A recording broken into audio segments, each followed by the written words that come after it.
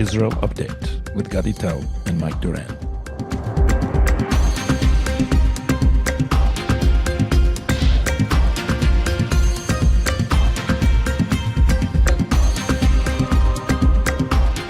Hello and welcome to Tablet's Israel Update. It's the 18th of May 2025. It's been 1 year, 7 months and 11 days since this war began. I'm Gadi in Tel Aviv, and joining me from Washington, D.C. is the infamous Mike Duran. Hi, Mike.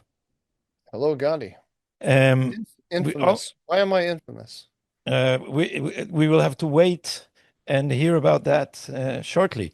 We say it's a busy week every week. This week has been dramatic, perhaps a turning point, and not necessarily for the best from the Israeli perspective, at least. So Trump's visit to the Middle East will be the focus of our attention, but we also have Gaza on our radar and the beginning or cessation of an Israeli incursion into Gaza with what we have been told would be full force. But first, Mike, let's hear the headlines. Okay, so Israel likely killed Hamas leader Mohammed Sinwar last week. Sinwar's killing comes as Israel has posed an ultimatum to Hamas to either meet the terms for a ceasefire deal that would release some of the remaining 57 hostages or contend with an expanded Israeli ground operation, as you suggested, Gadi. U.S. Special Envoy to the Middle East, Steve Witkoff, says that the Trump administration's red line in nuclear talks with Iran is that Iran cannot maintain any ability to enrich uranium. We have one very, very clear we have one very, very clear red line, and that is enrichment, Witkoff said. We cannot allow even 1% of an enrichment capability, he told ABC's This Week today, Sunday. 2 rockets were launched from central Gaza Strip at the Kisufim area a short while ago. The IDF says that one of the rockets was intercepted while the other one struck an open area. The Israeli military says it recovered documents showing that leaders of Hamas launched their October 7, 2023 attack against Israel with the aim of disrupting Israel's normalization talks with Saudi Arabia. Of course, we've always said that, Gadi, but now there are captured Hamas documents that prove that fact. In another document story, some 2,500 documents and personal items belonging to the legendary Israeli spy Eli Cohen have been returned to Israel from Syria in a covert operation carried out by the Mossad, the Prime Minister's office announces. But of course, the big news really, Gadi, is President Trump's trip to the Middle East. So actually, before we get to that, let's talk a little bit about Gaza. You have any insight into what these threats about intervening, not intervening in Gaza are all about? Actually, Mike, I've had Erez Wiener on my Hebrew-speaking podcast. Erez is a Tataluf. We always get stuck with the Israeli ranks. Every time we do that, I think I'm Brigadier General. No, Brigadier, I think Brigadier, and he was one of the chief planners of the current incursion into Gaza. Now, the problem was, and I've spoken about this repeatedly on this podcast, was that under Herzi Halevi, the brass of the IDF slow walked or even performed an Italian strike with what the instructions of the cabinet and refused to occupy areas. Instead, they used incursions and raids, and then retreat to the areas that the IDF was holding. So they didn't occupy territory. Now the plan is completely different. The Minister of Defense, Israel Katz, has said Tzahal, the IDF, will occupy territories. The plan that Erez Wiener spoke about is not just an aggressive occupation and a gradual cleaning of the Gaza Strip from Hamas operative, but also for the IDF to take control of the humanitarian aid and distribute it only in areas that the IDF would occupy, thus depriving Hamas from one of its most important tools for controlling the population, as well as a source of supply which sustained itself. And And a and source of money because it also sells the aid. yeah, they tax other people distribute the aid, and they taxed it like with I think 30% or something on that scale. So the aid basically sustained Hamas. The Biden administration forced Israel to give it in a way that the IDF could not control. Herzi Halevi did nothing to try and gain control over the supplies, but now the plan is completely different, and the reserve soldiers have been called for the sixth time and told that they are going into Gaza to occupy it. Of course, at this moment precisely, Hamas has returned to the negotiating table. So the operation is now moving in full force. Here is the problem. The problem, except Hamas, and again, they will try to drag us into endless negotiations, which will save them from destruction or postpone the Israeli attack. But then there's another problem. And the problem is Brigadier General Ifat Tomer Yerushalmi, who is the army attorney general. And as you know, Israel is controlled by jurists, not by its elected government, or neither is the army controlled by the chief of staff. The real commanding officer in the army is Ifat Tomer Yerushalmi, who said it is illegal for Israel to withhold aids from areas which the IDF does not control. Now, this is absolute bullshit according to international law. The Pentagon has a 1,200-page document in which it lays out what is legal and illegal to do in combat, and a siege is absolutely legal. There is nothing in international law which compels us to provide the enemy with aid which it can distribute, but Israel's jurists are holier than the Pope, and they are tying the IDF's hands. Now, what is worrying is that, according to sources with whom I have talked, the new chief of staff of the IDF, Eyal Zamir, tends to abide by the instructions of the real commander of the IDF, which is technically his subordinate. So we are waiting for the chief of staff to discipline his own attorney general so that the operation can actually succeed. Because what my source said, and this is a high-ranking former officer, he said, if Israel does not control the distribution of aid, we might as well call off the whole operation now. Right. End of. So this is where things stand. Yeah, my understanding about this plan is that there'll be four or five or six, I can't remember, distribution points, and that it's actually going to be distributed by an American contractor. Is that what you understand? Yes, yes, exactly. What I didn't understand is why, um, and the security for the distributors is also going to be provided by this contractor, not by the IDF. The IDF, there'll be a kind of forward position for distribution of aid, and Into areas. I didn't lay out the whole thing. Into areas where the population would be concentrated for its safety. and then the Israelis will be the IDF will be behind, and will be in communication with the people who are providing security for the aid distribution. But those people themselves will actually be Americans or contractors to an American company, not Israelis. Do you have any idea why they didn't want the IDF to do this?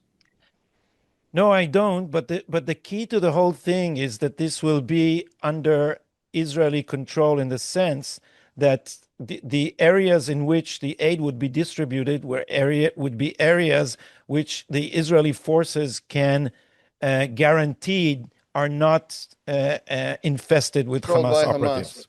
Yeah, Yeah, that's the point. this is a absolutely crucial move. You can't, like, as someone said to you, you can't win as long as you're continuing to. I mean, with the right hand, Israel is attacking Hamas, but with the left hand, through the humanitarian aid, it's actually building it up. It's remarkable. It's remarkable that it's gone on this long. I don't quite understand all of the reasons why. I'd love to know what the internal debates are, besides what the legal people are saying. By the way, I want to say Ifat Tomer Yerushalmi because her name is beautiful, don't you think? Forget about what you think about her positions. That is a really beautiful name. Yeah, it Ifat is a Tomer beautiful name. Yerushalmi. I want to It, say it again. I'm going to yeah, try to find several other opportunities to say Ifat Tomer Yerushalmi. it would be perfect if there would be another context to mention her name in. In her current job, she's one hell of an obstacle. In many ways, I've said on this program that she only allowed the IDF to intercept and kill perpetrators of the October 7 massacre if they Oh, are right, or right. if they are formally affiliated with Hamas. So those who burned babies, killed women who are not affiliated with Hamas, including those who kidnapped the famous Bibas family, the famous late Bibas family, which, by the way, have finally been intercepted.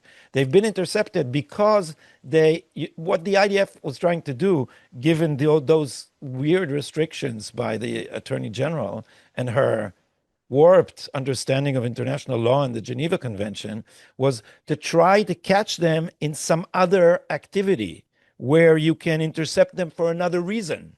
And that's what happened to the kidnappers of the Bibas family. So we are happy to inform you that they are no more. Okay. Uh, all right. So, is that all we have to say about Gaza? Um, no, I can also add my own opinion if you're interested, and that is it's absolutely crucial that we move now because the American administration is tying our hands. It is reaching deals over our heads without consulting us, and it blocks our routes of operation towards Iran. We are left only with Gaza. Now, lest they try to uh, uh, reach some deal which would force us to um, acquiesce to some Hamas presence in Gaza after this war, Israel must move now, establish facts on the ground, and occupy the whole of the Gaza Strip until further notice, so that no other power, including the United States, can dictate any solution which will be the beginning of a future Palestinian state. The Middle East should know that people who perpetrate this kind of atrocity do not get a prize in the form of a state. Also, Mike, there are pressures in Israel to stop the war because now there is the Israeli left demonstrating that we are killing innocent Gazans. That is a morally despicable argument because if you agree, if first of all, any civilian deaths in Gaza are only the responsibility of Hamas. Hamas can lay down their arms and give us back the hostages, and then the war would stop. Secondly, Hamas is using the population as human shields. If you stop your operation because there are human shields in the way, that means that barbarians will always triumph in their wars with civilized nations. We can't let that happen. Responsibility has to remain with Hamas on both counts. Yeah, I would like it if the Trump administration would say that the defeat clearly that the defeat of Hamas is the goal, is the goal of American policy. I don't believe that they have said that, if I'm not mistaken. And exactly what the goal of American policy is a little bit unclear. And it shifts from day to day. If I had to predict, however, I bet you we're going to see a ceasefire sooner rather than later, because as I understand it, there's a Witkoff proposal that they're working on in general, And if I have the correct information, there's a kind of revised Witkoff proposal out there now that there will be for the release of 10 hostages, there will be a 20 or 30-day ceasefire. I bet you that I bet you as Israeli military operations begin to pinch against Hamas, I bet Hamas would take that. Yeah, and that would be that may be a disaster because the reserve soldiers are showing signs of nervousness and saying that they can't be called and then have the operation called off indefinitely. They have been some of these people have been um, in reserve service, have left their families, their work, their business for almost the whole duration of the war. It's more than a year and a half now, and it can't be postponed forever. You know my opinion that the way to get the hostages is just to pressure Hamas continuously until it screams for help and gives them up. I don't believe they're any deals they sign. And I think that what they're going to try to do, and they're sophisticated about it, is try to trap the Israeli government between the pressure of the anti-Netanyahu movement and the outside pressures of an The American Trump president who wants to administration. Yeah. finish the war. So that in the end we will find ourselves at the end of this war without a victory. And that is a very, very serious thing. I think Israel cannot allow itself. I think the Netanyahu government cannot allow itself. And if we lose the war and get the hostages in return, then that would mean that you can bring Israel to its knees by kidnapping citizens. That is a terrible message to our enemies. We should say a couple words. You referred to it obliquely, the release of Adon Alexander, and about the Americans negotiating with Hamas over the heads of the Israelis. That what you're referring to is the fact that this American Israeli hostage was released, and that apparently the Israeli government had no idea that this negotiation with the Americans was going on. Is that your understanding?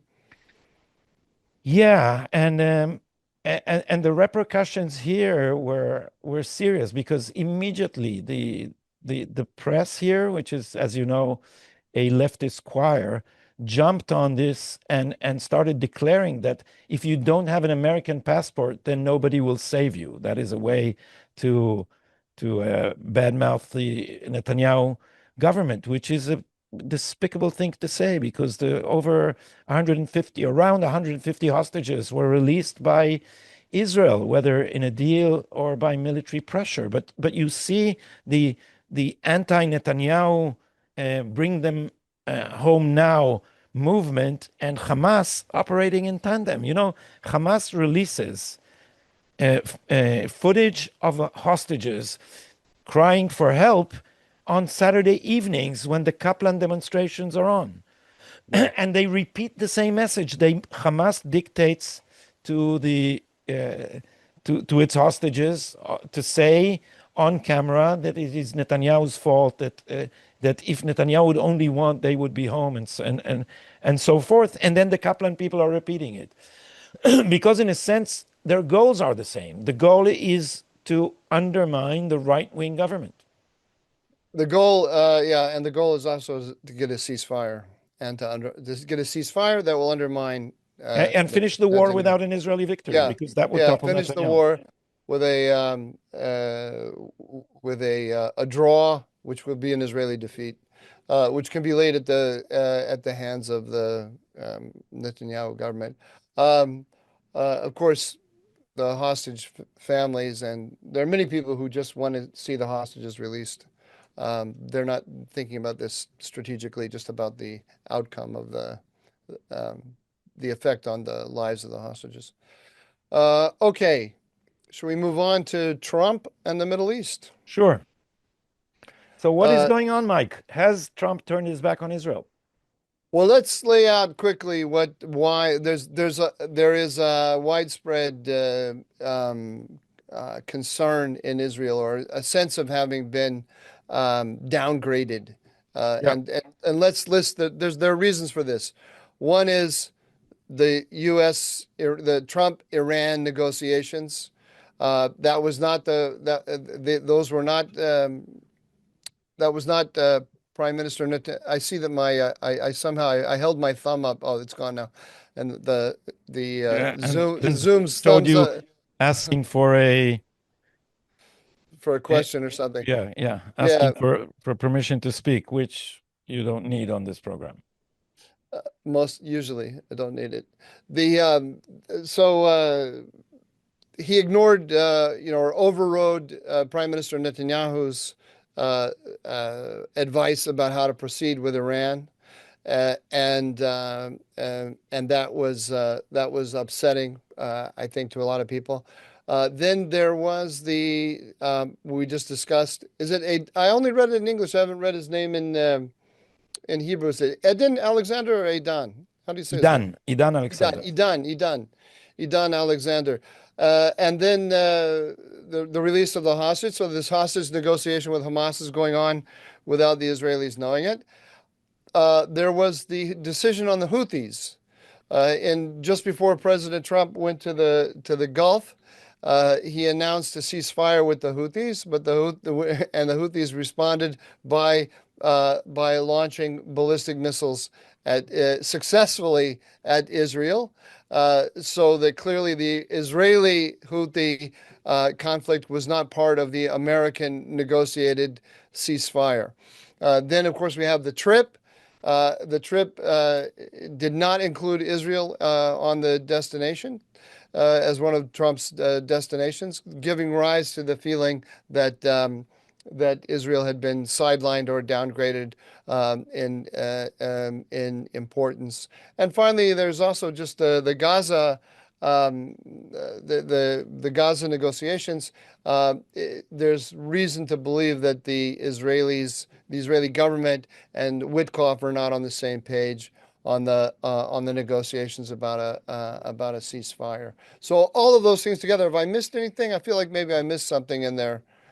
Oh, Yeah, also Syria. yeah, President the Trump visit to Julani. Yeah, President Trump met with Ahmed Ashara, the leader of the interim government in Damascus, and he announced that he'll be lifting all sanctions. And that policy appeared not to have been done in consultation with Israel. So it's a combination of decisions made, but also the way they were made without any sense that Israel's input was being sought, or the effect of America's policy, say on the Houthis on Israel, was not being considered or even discussed with Jerusalem. So lack of coordination, lack of consideration, and it looks then like I think, and I think it's fair to say, increasingly, President Trump is viewing the region through the eyes of Riyadh and Ankara. It's also very clear that Turkish American negotiations are moving along very quickly. When President Trump, there was this dramatic uh, uh, moment when President Trump was with Mohammed bin Salman, and then also beamed in his meeting, and then beamed in by telephone President Erdogan. And missing, obviously, was Prime Minister Netanyahu from any of this, either directly or indirectly. And so that gives rise to a lot of concern. Yeah, And so yeah, that but also factor in the fact that there are increasing rumors that a deal with Iran is imminent. Well, the Trump himself said that they were moving in that direction. However, now, okay, so that's the glass half empty. Uh, let's talk about the glass half full for a second. And if I'm to talk about the glass half full, I have to say, number one, the quote that I gave in the news this morning from Steve Witkoff saying, "We will accept no enrichment by Iran. Marco Rubio on a Sunday show, the Secretary of State, said something similar. At least it suggested that that was the policy. President Trump keeps saying no nuclear weapon. It's very clear that's what we want. No nuclear weapon. But they're saying no enrichment. Now, how they're enforcing no enrichment is another question. But that's a very interesting position. You remember when Witkoff first started, he said, if they have 3.67% enrichment, that's really enough to ensure that there's no program. And then Marco Rubio walked that back and said what Steve Witkoff was saying was that they can have enriched uranium to 3.67%, but they have to do the enriching. The enriching has to be done somewhere else and then imported to Iran. Iran can't have the enrichment Is it true, Mike, capability. as Tamir Morag, the political commentator for Channel 14, whom I follow, and I think you follow too, said they are now both looking for a formula which would enable each side to declare that it has been satisfied. Something like centrifuges will remain, but they will be operated by Americans on Iranian soil, which is terrible for us because then we can't bomb them, can we? Um, so basically, the Trump administration is betraying Israel's interest on that front too. Is that true? I have no information about this whatsoever, none. And I have to say that it's rare that I have so little information. One thing I have to say about the way the Trump administration is working right now, with just a handful of people who are fully read into all of these negotiations, there isn't a lot of information out there that we can rely on about what the state of the negotiations is. I've been talking to friends about this, and the fact that the negotiations are moving along so quickly, to me, looks like a bad sign. Because the Iranians, historically, going all the way back before the JCPOA, have had Khamenei has had red lines that he has been very consistent about, and one of them throughout the negotiations has been no dismantlement of centrifuges, none. They will sometimes disconnect centrifuges so that they won't be operating right now, but they will not dismantle them. This is a big deal because Iran now has over 1,000, I think it's like 1,600 and some odd advanced centrifuges that are enriching uranium. And what that means is that it can go from zero enrichment to 90%, which is weapon grade uranium, very, very quickly within a matter of a week or two. So once it turns them on. So in order to ensure that Iran does not have a breakout capacity, then you have to have those centrifuges dismantled. So I can't believe that the Iranians, given the red lines by Khamenei, if they are really adhering to the American red line, as is said, zero enrichment, then if the Trump administration were insisting on zero enrichment, I can't believe that the Iranians would be negotiating with them at all, because that's always been a red line for them. So I can only conclude I can only surmise that there is some kind of cleverness going on here that will be bad news when it comes out. But I don't want to run with that until I get some real information. I don't know. Yeah, so I haven't been so pessimistic since before the Grim Beeper operation. Um, I also want to factor in the fact that Tim Waltz was removed as a national security advisor, and all his pro-Israeli team along with him. The growing influence of J.D. Vance, who is attached in some way, or so the rumors say, to the Tucker Carlson faction. All this points in a very bad direction, and this is why I think, as I've said, We now have the ammunition. We should establish facts on the ground because we do not know how badly the Trump administration has turned against us. So it's not as bad as Kamala Harris. They've not become actively pro-Iranian, but a Middle East in which the United States and the Muslim Brotherhood and Saudi Arabia are teamed up to create a new regional order is in a very hostile place for Israel, and perhaps we should start considering the Trump administration as a serious threat to our existence. Oh, I wouldn't go that far at all. Let me point out, by the way, that news reports say that J.D. Vance is going to visit Israel this coming week. Uh-huh. So that will be very interesting to see what he says publicly. And I think you're going too far because first of all, it really is early days yet. The administration is still finding it, getting its feet. Look at how it shifted on this question of enrichment. We have to we got to wait and find out what they're talking about with the Iranians. They've made it very clear statements about what their red lines are. If they don't if they come up with real clever, tricky formulas to say that they're adhering to the red lines when they really aren't, then that puts them in the Obama category. And Trump has said all along that that Obama's deal was a terrible, horrible, rotten, no good deal. It'll be very hard for him to defend. He said publicly that he wants basically no sunsets on the restrictions and so on. So I want to wait and see what's going to happen on the Iran negotiations. To me, Mhm. the Iran negotiations are by far the most important thing.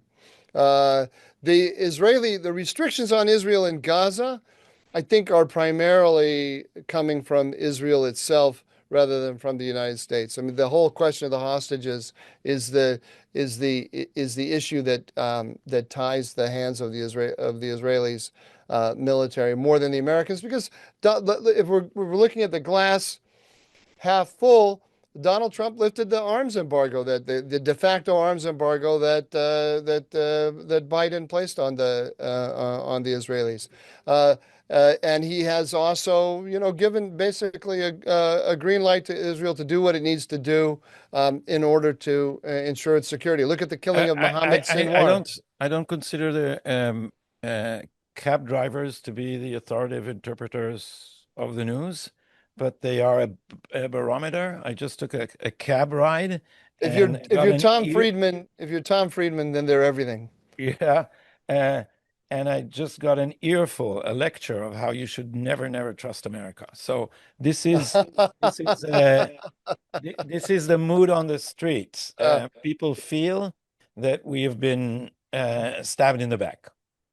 Oh, I completely understand the feeling. To me, the worst thing that happened in the last few weeks is the Houthi decision. That was the worst one, and that was There are ways to spin it so that it doesn't sound as bad as it is, but there are ways in which Trump, in pursuit of his America First policy, is actually undermining some of the stated goals that he has. So there's no way if you're Hamas negotiating with the Israelis about a ceasefire or not a ceasefire, and you see what happened this last week, where Trump didn't come to Israel, didn't consult with Israel, and time and again showed that they didn't even consider giving Israel a call after the decision was made.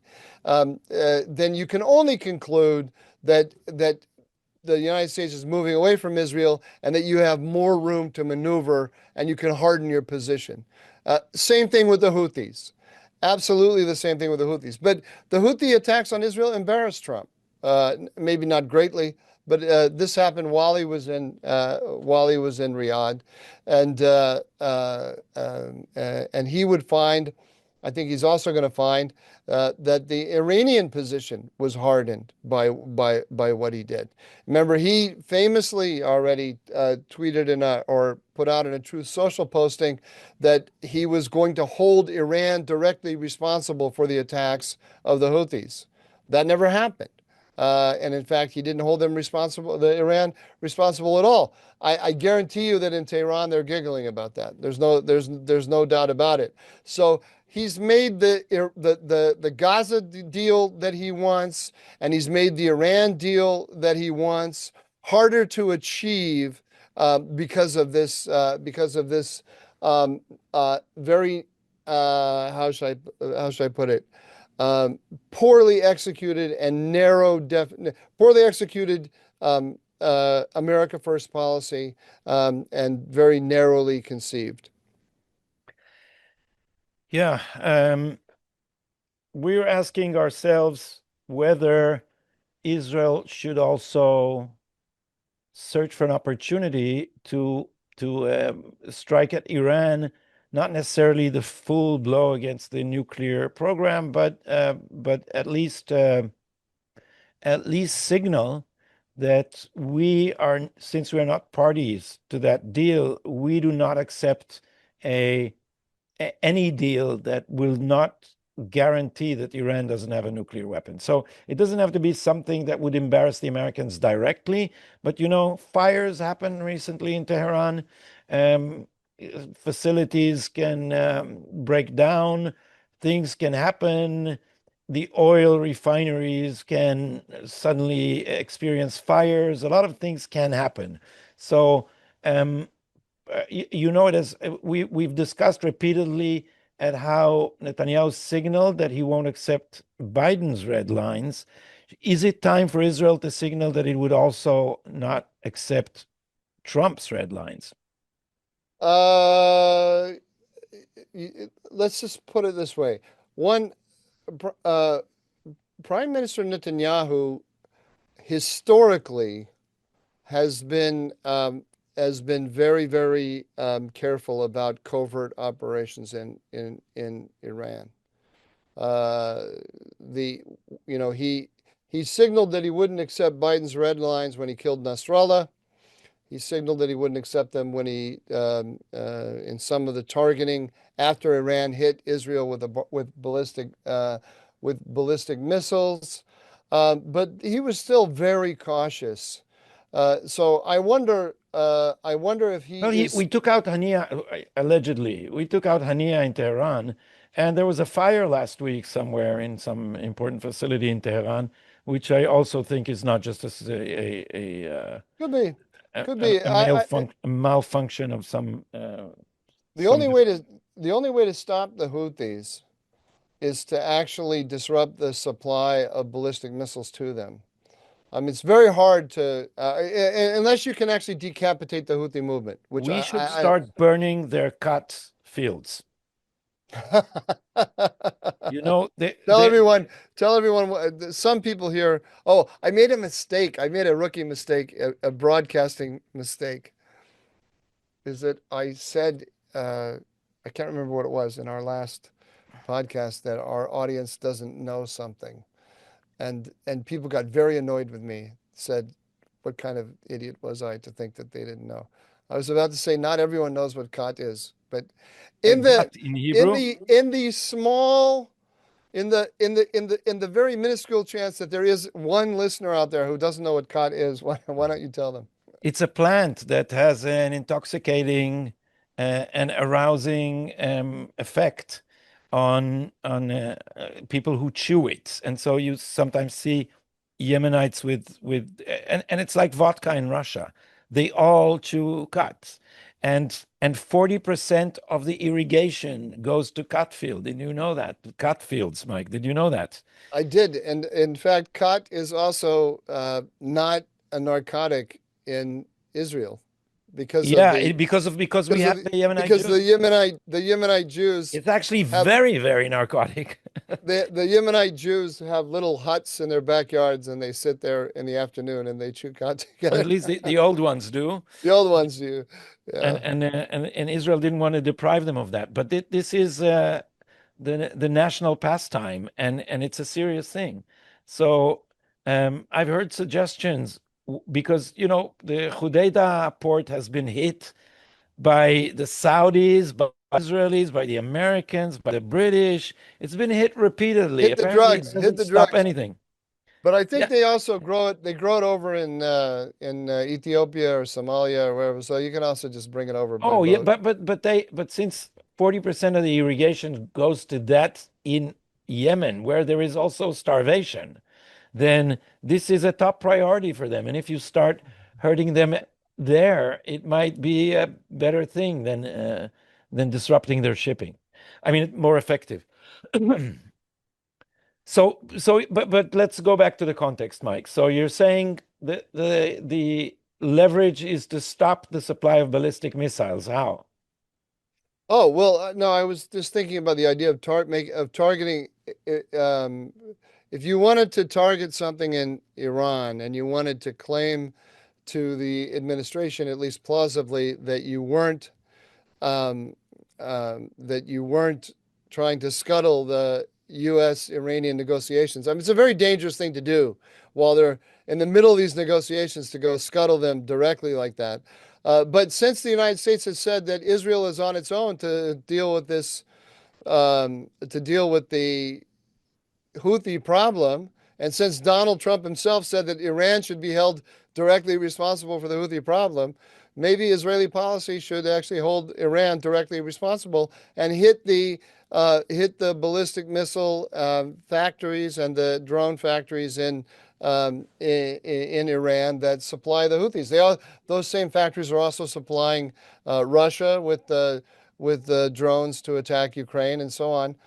So you can at least get some international legitimacy for that action. I don't know where the negotiations are. The key thing to understand, though, with using military operations as a way of prodding the Americans, it's crucial to understand where the actual discussion is between Netanyahu and Trump. And where what was agreed between the two of them, not agreed or left or left open.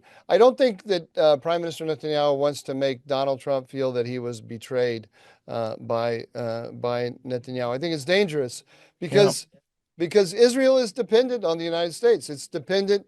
If Iran hits Israel with a ballistic missile barrage, Israel needs it needs American help in defense. Israel cannot defend itself alone, or it cannot defend itself effectively alone. It needs Yeah. the CENTCOM sensors and interceptor network. It needs American THAAD missiles because Israel doesn't have enough of the Arrow 3 missile. It also needs the United States to deter Yeah, Iran from but widening the exactly, like front. this is what I'm saying. This is why I do not agree with your half full glass and half empty. It's not half full and half empty. It's almost empty, and there's a little water at the very bottom. But we are in a if the course continues as it now seems, then we are seriously in the lurch in the sense that this is an existential danger again. But wait, a month ago you wouldn't have said this, right? After Right? the Yeah, uh, because eh, because I so as- because I assumed that America on some issues was on our side, and that the Trump administration still views the Middle East as it did in the previous Trump administration. I'm not ready to say it doesn't. I think we had a bad week. I think we had a very bad week. But I'm not willing to draw any major conclusions on Yeah, the Mike, basis of I that. also had a very bad hair day. Yeah, that's about as convincing, right? No, no, no, no, no, no. Listen, a lot. They are just getting their feet. They got a very small number of people who are doing what they're doing. They haven't thought a lot of this through. When they start understanding some of the interconnections, I mean, look. Let me give you an example. They said a lot of these restraintists in the Trump administration, Bridge Colby, Chimino, and others, they say the Middle East doesn't matter anymore. Clearly that's not true. Donald Trump, if Donald Trump's visit to the Gulf tells us one thing, it's that the Middle East still matters a lot. Nowhere, the arms deals that Trump made with the Qataris, Emiratis, and Saudis, the number over $1 trillion. You, you can't. These numbers are astronomical. They are greater than the combined defense budgets of a large number of European powers. It's really mind-boggling. I haven't sat to actually put it all together, but I wonder what's the combined if we put together, Germany, Poland, and Britain together, what's their combined annual defense spending? I bet you these numbers are greater than that. I haven't checked it. I could be wrong, and it's dangerous to start throwing out comparisons like that. But what does this mean? This means Donald Trump is planning on staying in the Middle East for a long time. And now, when you listen to Steve Witkoff, I gave an interview to Breitbart, and he said, I think he said the Gulf Coast, it's an underrealized investment opportunity, and it's a bigger investment opportunity than Than Europe, even Gaza. than even Gaza, than Gaza Lago, and so on. This suggests that they're staying there for the long term. That's good news for Israel. Believe me, there are only two U.S. allies that can project power beyond their borders, and they are Israel and Turkey. Israel and Turkey. That's it. That's it. I don't think that. Look, Trump wanted wins on this trip. He wanted deliverables. He can go home and say to the American electorate, I brought you X number of dollars. I did this. I did this. Israel didn't have any deliverables to offer Trump. Nothing. What? There's no ceasefire in Gaza. There's not going to be any huge arms deal, and so on. And he wanted that to be the message of the trip for all kinds of reasons. Now we can argue whether he should have or shouldn't have, but the fact that Israel didn't fit into that frame this week doesn't mean that Israel no longer matters to Trump or to the United States. I think that's a mistake. All right. What else before we move to the next segment? Just to me, there are two things. I guess three things that matter more than anything else, and that's what I'm watching. What I'm watching. Number one, the Iran deal. What's happening with that? I don't know what's happening right now. It concerns me that I don't know, but I want to know. I want to have real information, not just emotions. Number two, that Israel and Turkey are not crashing against each other in Syria. There's not military friction between the two of them in Syria. So far, so good. I see the decision on Shara on lifting the sanctions to be a net positive. I wish it was done in a different way. I don't want to bother going into all the details about that. I would have liked it to have been more part of a conception about how to move forward. But I see it as a good thing, not a bad thing. I know that will make some of our viewers very unhappy with me, but that's moving in a good direction. Gaza is in the hands of Israel, right? Gaza is in the hands of Israel, and the Israelis haven't figured out how to do it. You yourself blamed Herzl Levy earlier. I'm not sure. I don't quite understand the internal Israeli debate. I don't understand why they're going with American contractors rather than with their own military. Maybe there's a good reason for that. I just don't. There's a lot I don't understand there. But it's not Donald Trump that's keeping Israel from winning in Gaza. It's Israel that is keeping Israel from winning in Gaza. Yeah, that's true. That's true. And as I said, there's a growing grudge against this cabinet. People are also losing patience with what more and more people are calling the hostage religion. There's a great effort by the left, as I said, a very cynical effort to force Israel to surrender under the guise of a hostage deal. And now this is the pressure here. So you understand how complicated it is for the government when Hamas is so adept at manipulating the Israeli left, or else they share the same goal and they, if not coordinate, at least echo each other, and which the Israeli unanimously, the Israeli press is saying, enough with this war. It's horrible. It's useless killing. Let's just make a deal and return all the hostages. Enough of this. The And this and and the and many of the useful idiots buy the idea that after we make the deal and we get the hostages, then we get Hamas, yeah, as if right, right, Hamas would right, ever right, go for a deal which right. would not guarantee its security. So, but if we, but this is, there was this article by our friend, the editor of Tablet. Um, Tony Badran or no, David it was Samuels? David. It was David Samuels, and Oh, David Samuel about the manufactured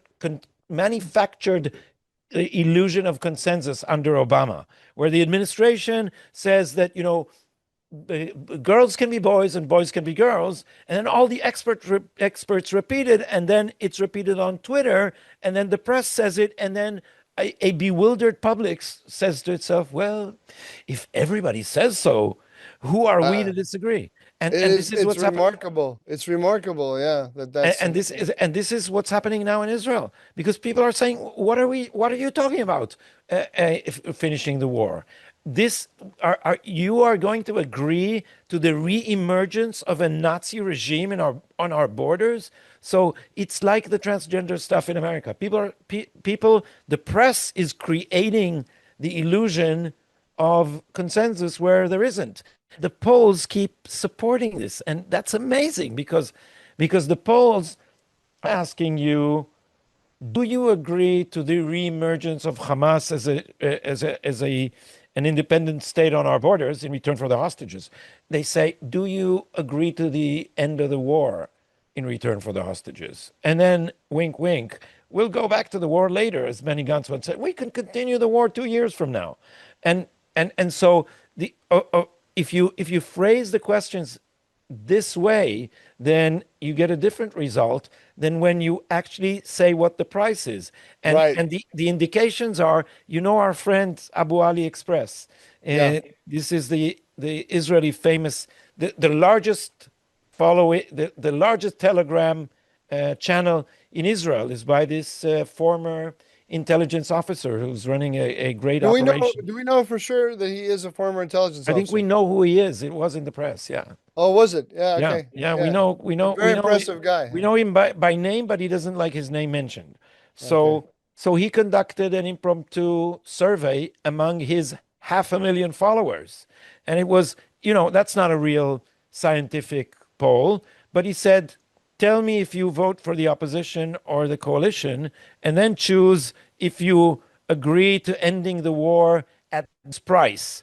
And then they didn't have a majority even among the supporters of the opposition for stopping the war with Hamas still in charge in Gaza. So the press is manipulating it. And what happened to the press during this war is it traded on its former credits of credibility in order to bluntly manipulate the public. And as I've always said about these phenomena, at one point the credit runs out. There is a Donald Trump Joe Biden debate in which 3.5 years of sharp as a tack idiocy suddenly collapse. And this is waiting for the Israeli press at the end of the road. And guess who is going to benefit from all that? Netanyahu. No, Shomer Saf, Ha ha! Yes, of course, of my course. podcast. Your Hebrew podcast. Yeah, my Hebrew podcast. By the way, we had about like a month that you and I didn't do a show, and then we 2 weeks ago we did one, and and there wasn't anything particularly exciting going on at the time, and it was our fourth or fifth, I think our fifth most popular show. You know what Yeah, I call that? Even though I would have thought because we had such a delay, I thought that it was going to be a very low viewership, but that wasn't the case. But you know what? Apparently, playing hard to get is more beneficial.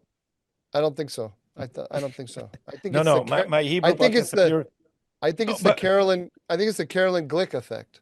yeah, I think maybe. Carolyn Hey, Glick people miss Carolyn, no people doubt, miss Carolyn Glick no and they don't have doubt, anywhere else to go, no and so doubt. they came Carolyn to us. is Nobody said that in the comments, but that's my guess. I'm sure that that's true, but what I said as a joke about my Hebrew podcast is not entirely a joke because what is happening in Israel is following the United States is that the legacy media is losing its influence and the independent media, for good or for ill, we're not happy that Tucker Carlson has such influence now, but he has more influence than CNN. And Yeah, this is happening right. here. And even though I am a party to this event, I dare say that Netanyahu coming to my podcast for an hour and 10 minutes interview when he did not go anywhere else is a kind of a turning point, not just for my podcast, but the established channels called me to get permission for the rights to take clips from the interview. And look what happened. You The told us that, and mainstream channels you giggled, and you rely on giggled, me to have quotes from Netanyahu. So that's it. The game has changed. and you did giggle when that happened. I did giggle, yeah, and I gave them permission. It was Raviv Drucker of all people. He hates me almost as he hates Netanyahu. Wow. And and they had to come to me from the Makor, and then I specified you can only use the footage if you leave my logo and if you mention the name of the podcast and mine. And I think they did. I didn't even bother. I don't watch them anymore. They're sinking. Nobody's watching them. I don't watch either. I just I get all my information from Telegram. Anything that matters that's on those, like these this morning the quotes from Witkoff and Rubio. It shows up on Telegram anyway. Okay, so should we move on? Mike, you are trying to change the subject or move to the next segment. I'm trying to Uh, move to the next segment, yeah, that should but I be. only with your permission. I don't No, want to. I don't. I have no influence in that field. It's just up to you. So, next segment, by all means. What is the next segment? The dumbest take. The dumbest take. Okay, my dumbest take. Let's see what happened to it here. Give me a second. What do you have a dumbest take?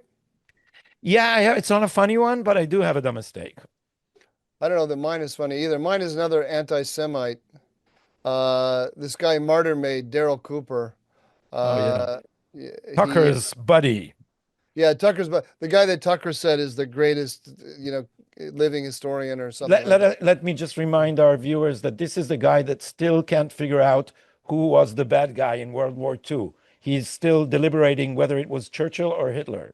He's not deliberating. It was clearly Churchill. Churchill, in his telling, this great historian, uh, Churchill was being manipulated.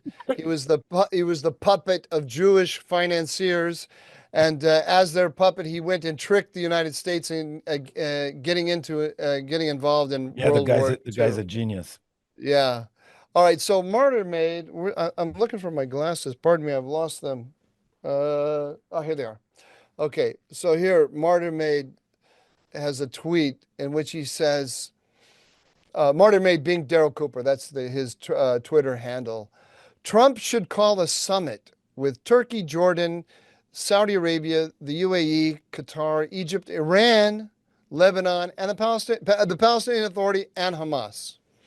He should invite Israel to send a rep if they want to, and he should offer one to recognize a Palestinian state to recognize a Palestinian state along the internationally recognized 1967 borders.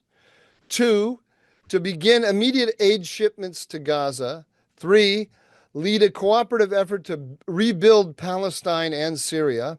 And four, lift sanctions on Iran. On the condition that, one, Iran normalized relations with the Gulf states and halt its support for regional non state militias. Two, Arab countries agreed to house Palestinian victims of the Gaza assault until the rebuilding takes place.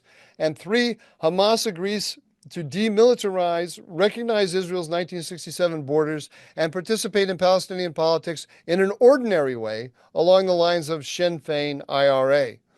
If Israel tries to disrupt a genuine attempt at regional peace, it should face escalating sanctions and isolation. And if it tries to block aid shipments, rebuilding and resettlement of Gaza, or takes unilateral military action against a party to the summit, it should be seen as an attack on American national interests, and they should be opposed with American military force. So the United States should go to war against Israel to protect Iran. That's what it should be doing. Does Trump want to be remembered as the footstool of a two-bit politician like Benjamin Netanyahu, or as the president who brought lasting peace to the world's most troubled region? So, what do we conclude from this, Gadi? That there's no peace in the Middle East because of Benjamin Netanyahu. And if Trump will just make a coalition with everyone else, including Iran, about a peaceful Middle East, he can then isolate Netanyahu and attack him militarily. You know This that is all this trouble so stupid. would never have begun if Hitler won World War II.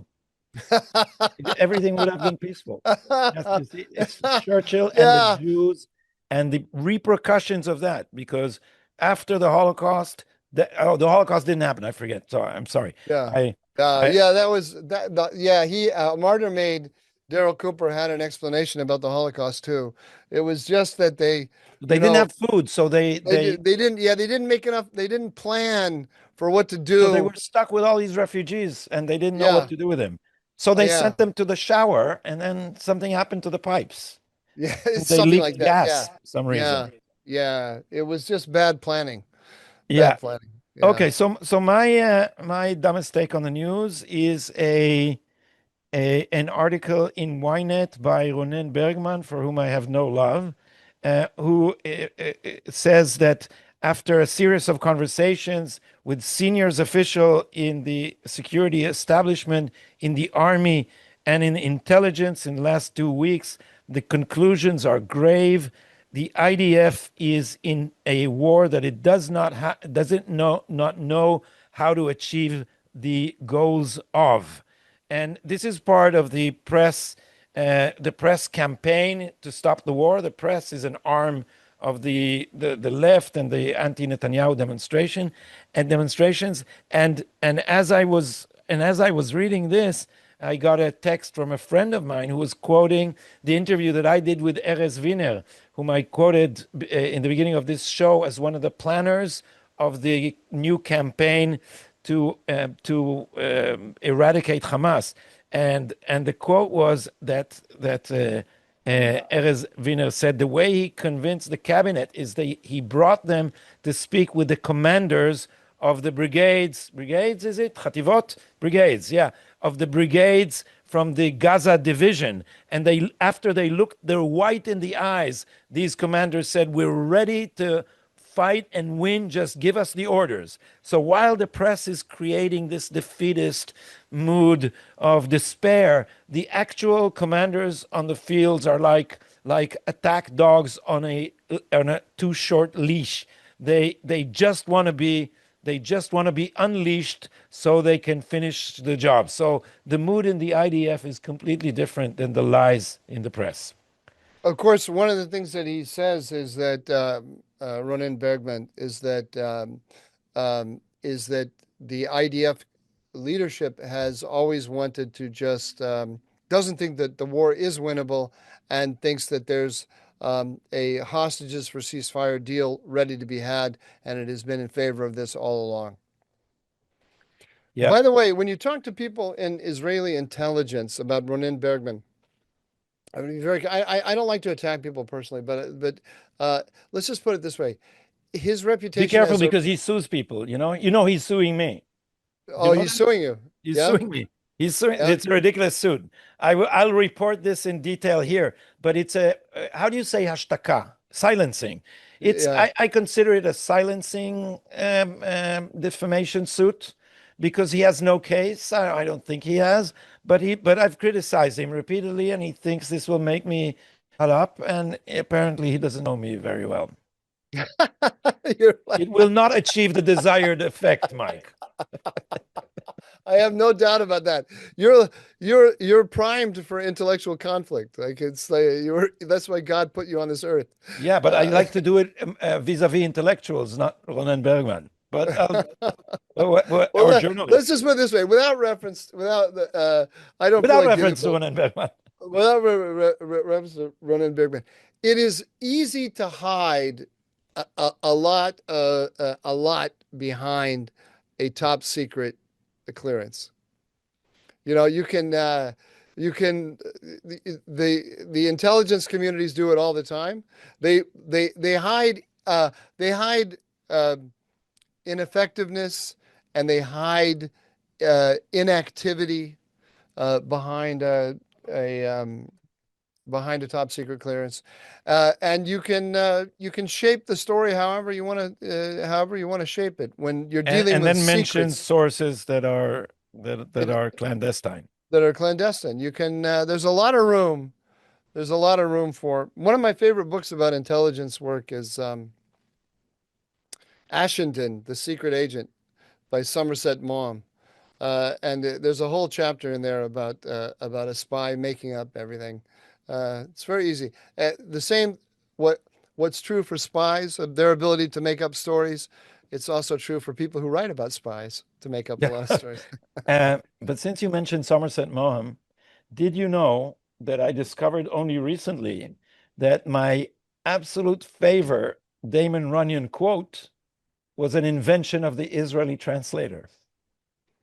Oh, really? Yeah, that was devastating. I This, quoted. of course, has nothing to do with Somerset Maugham, just literature. Is that right? Is that how we got on this? No, no, because the actual quote contains Somerset Maugham's name. Because Oh, it's a really funny story where Dave the Dude, who's like a character based on a real gangster that Damon Runyon kind of admired, and so he's creating a fake party for some poor woman posed as who posed vis-a-vis her daughter who is in Europe. She said she is some kind of nobility in America, and she's been writing from stationery from a very expensive hotel, and she's just a cleaning lady there. So so when so when her daughter came with her fiance, Dave the Dude took it upon himself to create the illusion that she is some grand dame. And so they had a party and they invited all the gangsters, but the doorman declared them to be, you know, J. Edgar Hoover and like all these gangsters coming in. And then the narrator comes in and he says, and the doorman says, and here is the famous Somerset Maugham. And the Hebrew says, and I am never Somerset Maugham. I am not like Somerset Maugham. And in fact, I resemble Somerset Maugham like a Siamese cat resembles a, a divorce certificate by a judge in Los Angeles, California. Now, that's a beautiful metaphor, isn't it? But yes. the Israeli translator invented it, Oh, really? What's the actual including English say? What is including the the judge in LA, California. what is the that's I what forget, but I'll look it up. Well, I'll look it up. I'll look it up for next time. But it's very Damon Runyon-esque. So so it was uh, confusing. And on that happy note, at least we managed some cheer at the end of a rather. I wrote an article a little while ago and I asked Chat GPT. I was experimenting with it to help me, and I wrote the paragraph and I put um, find and insert the quote from Truth Social by President Trump saying, you know, he's going to hold the Houthis, the Iran responsible for the Houthis or whatever, something like that. It was a Trump quote, and and Chat GPT uh, went and and and gave me a Trump quote, and you know, in very Trump style with capital letters and you know, strangely capitalized letters and so on. And I read it and I thought, wow, I missed that quote entirely. I didn't know he said he was going to, you know, obliterate Iran, right? And then Then you uh, went and checked. how did I miss this? And I Googled it And I couldn't find it anywhere. So I went back to ChatGPT and I said, you found this Truth Social quote, but I can't find it anywhere. Can you give me a reference to it?" And it said, "Hey, come back," and it said, "I made it up. I made it up. I made it up according to your specifications." I, its ability to hallucinate was amazing. It's Yeah, just, yeah, but but it was the way it was actually a Trump quote. It was a believable Trump quote. It just was totally yeah. hallucinating. Do you want to say anything about a reader's comments? Just a couple of brief comments here. Uh, Gadi, there were I made a mistake in the last podcast. I identified incorrectly Lavrenti Beria as Jewish, and all over. I mean, every other comment, I'm exaggerating, but a Yeah, very that large number. happens, Mike. As you know, all bad people are Jewish, and the Beria is They, yes, somehow. this I upset people greatly. Here's one, Hatovim Latayas, which you can translate this for our viewers. Uh, this is the famous quote of what's his of Of a recruiting slogan, and no, which but wasn't it? It was what's his name? No, Weitzman, Ezra Weitzman. Didn't he say that? it was a recruiting slogan for the Air Force, and he was the commander of the Air Force, so it might have been him. But what it means that the best should go to pilots training. Yes. I So did, and they anyway, kicked me out, after a year. you were the best, but then you I well, wa- we'll I talk was about the that. least best among the pilot trainees. Do you want to tell everybody why you didn't become a pilot? Because I had first of all, I was not a good pilot, but I had headaches. I had migraines. You told No, me something else. I didn't. What did I Yeah. say? Do you want me to tell the world Yeah, I don't remember. that I that you, I you know told the me re that when the no, plane no, would no, you no. would vomit. I was grounded for that, but it didn't. No, no, They no, didn't. no. You told me Oh, that you I vomited every time? No, yeah. they don't let you leave just because you're sick. And Oh, I had the problem was migraine. It's connected, but the real problem was migraines, ah, and since they were at high altitudes, they thought that it may be dangerous, so they uh-huh. sent me to all these exams. But I was also a lousy pilot. I almost crashed a Fuga. Ah, okay. All right. I thought it was the vomiting. I wanted to believe it was the vomiting. Anyway, look at this guy, Hatovim Latayas, or a woman. I don't know. I don't want to I don't want to misgender this person. But he or she wrote, "This Qatar funded clown," he or she is referring to me, Gotti. "This Qatar funded clown has the stones to insinuate Lavrenti Beria was Jewish."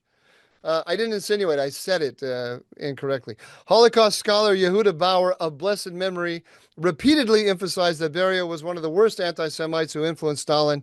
As bad as Stalin was regarding Jews, Lavrenti Beria was even worse. Beria was raised in Georgia as an Orthodox Christian. Quit embarrassing yourself, Michael Scott Duran. In my country, the Netherlands, you wouldn't even teach at a community college after displaying such historic ignorance. So I really got his or her goat there. I'm not sure why. I'm not sure why that got such a reaction. But anyway, I apologize. I got it wrong. And Hatovim Latayas, you're right. And I don't want to teach community college in the Netherlands, so I'm okay there. Uh, so Jenny Roberge 1757, she says about you and me, Gotti, both of you are radically amazing. All right. Remember that. Radically. Radically amazing. Yeah. Yeah. Yeah. And I think I like Jenny Roberge's attitude better than Hatovim Latayas. Yeah, And you're biased. You're and biased. then Elizabeth McKinsey 5730, she says Mike is so sane on Turkey. Now there were a lot of other people who did not agree with Elizabeth, but I just thought Yeah. I would. We know that. We know that a I lot of think our viewers Israelis don't. are going to become increasingly intolerant of your Turkey analysis. It seems like that's the direction. But Yeah. hope springs eternal. Hope springs eternal. Look. I feel vindicated on Turkey, by the way, because Why? uh, because my position all along was that a lot of the positions that Israel was taking were not actual policies towards Syria. They were calls for an American policy towards Syria that they wanted. So their support for the YPG and in the Northeast and so on. And I have been saying the only test of a policy is its Efficiency. its possibility of success. It's Yeah. success. And this has no possibility of success because you're calling on America to do something that America is not going to do. I suggest we don't go into it. How about that? Yeah, good idea. Okay, Yeah, we'll do because it. I think We'll it's get, late in the game to start yeah, too late to educating start this. everybody. Yeah. Yeah, But we I should. just want to say, I'm right. Yeah. So, But it so- doesn't mean, it doesn't mean that everything is going to go well, unfortunately. yeah, so it seems. So that's all from us. I think we have at least 10 days till the next show. I'm sorry to Oh, say. wait. But listen, everybody, please like us and Comment? subscribe, leave a comment. Yeah. Of any kind of comment you want, but especially we like the positive ones more than the negative ones. But I'd love to hear again from Hatovim Latias. Doesn't and what else? Subscribe. We're almost up to 10,000 subscribers. I want to get to 10,000 for some reason. Yeah, We got when we hit that 9,000 number, something. we'll inform you. So thanks for bearing with us for as long as you did, if indeed you did, and we will see you on the next show.